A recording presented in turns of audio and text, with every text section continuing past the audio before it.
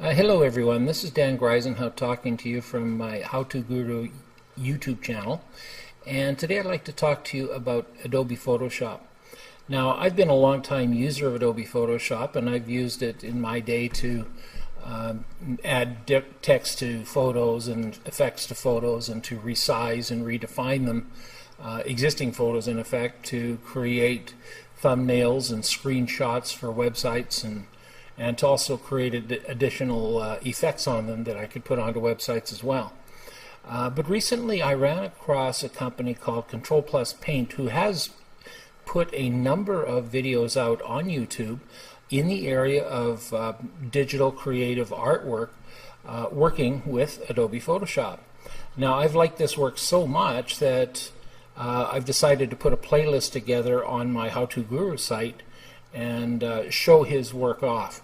What you're going to see in a number of videos that I'm going to have on a playlist channel for this is his work on drawing techniques, sketching techniques, working with lines and shadows and other brushstroke techniques and tricks, and working in different kinds of textures, including grayscale.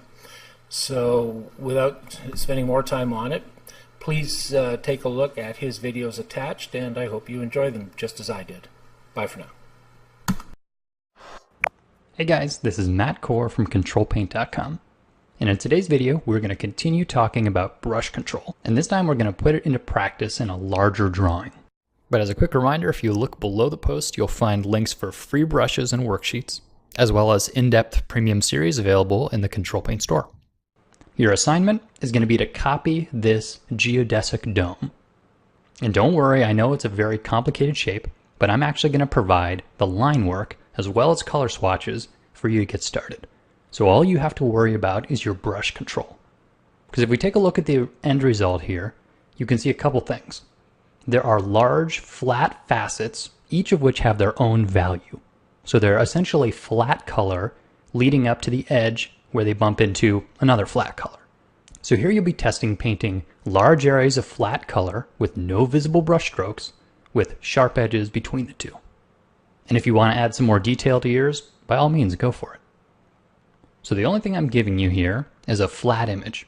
You're going to be painting completely over top and are going to eventually cover up all the line work. But this is going to be a great test of your ability to do temp layers and to have good, clean brush work. So you can use any kind of brush you want.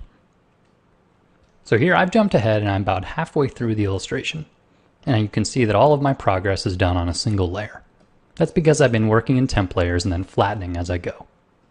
So I'm going to select a hard round brush. And I'm going to use the eyedropper to sample from the color that's provided on the line work. Now the key here is going to be drawing with large strokes to get that even rendering. Painting way outside of the lines, and then erasing away what you don't need. And I'll erase probably with a hard round brush.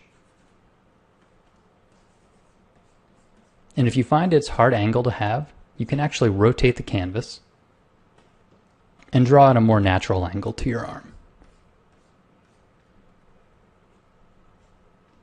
So I've drawn way outside of the lines, and I'm erasing away.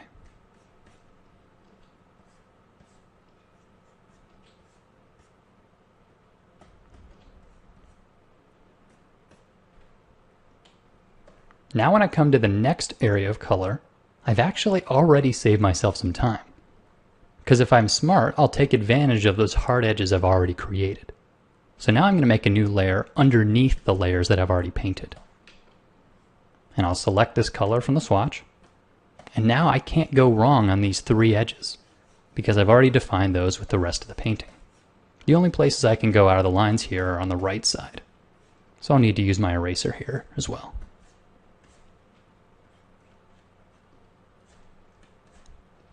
So I'm not using any lassos or marquees of any sort. I'm just painting and erasing.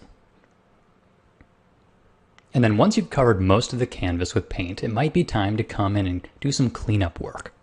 So here, if you've left some lines a little bit visible, you can use the shift-click method to pull a straight line.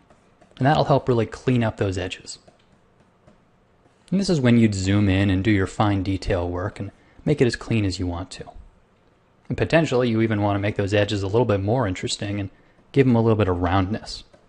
So I could add a tiny bit of highlight that's being caught on the edge of that form.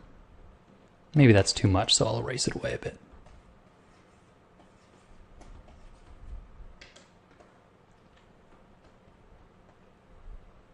So when you're done with this assignment, you should have a very clean image with no lines showing. And the things you want to think about are to have clean brushwork, no visible mark making. Another thing you're going to want to think about is the way that your two areas of value meet up. What is the edge quality? And for this drawing, it should be primarily sharp edges. And finally, just use the brush and the eraser tool. You're not going to need to use any other tools for this assignment. So if you've been having trouble making clean rendering, you're not alone in this. This is something that many artists struggle with. So assignments like this will hopefully show you that you're very capable of making flat, smooth-looking rendering. It just takes some different technique. So good luck, have fun, and thanks for coming to ControlPaint.com. Thank you for watching this video. I'd like to invite you to subscribe to our channel to get all the videos in this series. You can do that by clicking on the subscribe button just to the right. And you can also interact with us on our blog at http://howtoguru.blogspot.ca.